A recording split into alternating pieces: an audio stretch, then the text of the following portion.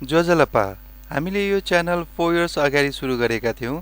त्यो बेला हामीले कल्चरलाई फोकस गरेर स्टार्टिङ गरेका थियौं। त्यसपछि हामी रेसिपीमा पनि गयौं। रेसिपीमा हामी त्यति धेरै गएका छैनौं, थोरै मात्र गएका छौं अहिलेको लागि।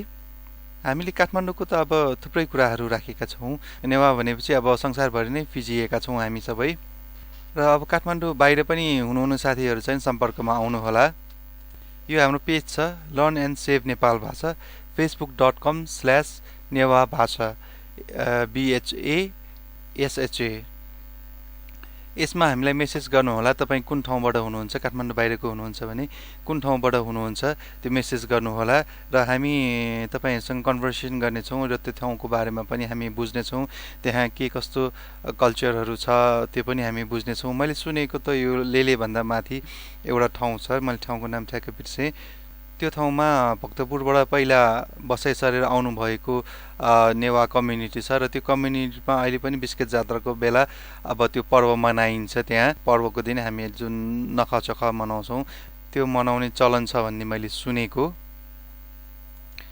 त्यस्तै गरी अब दोलखामा पनि नेवा कम्युनिटी छ, त्यहाँ पनि मचिन्द्रनाथको रथ तान्ने चलन छ भन्ने मैले अस्ति फेसबुकमा देखेको थिएँ।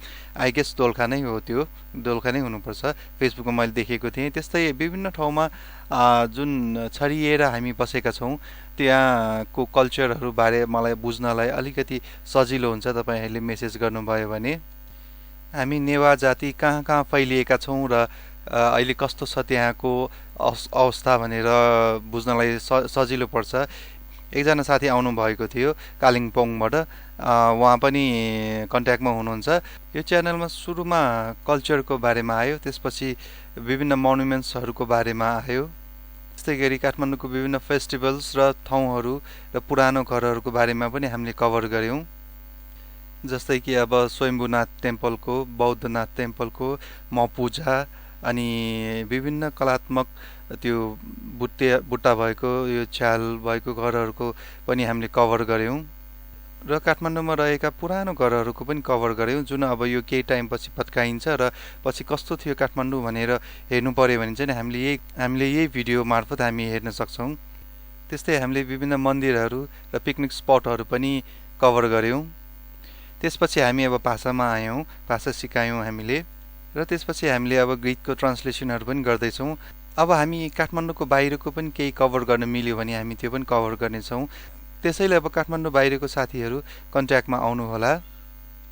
यो पेजमा मलाई मेसेज गर्नुहोला। यसको लिंक म डिस्क्रिप्सनमा पनि दिइदिन्छु, तलपट्टि चेक गर्नुहोला।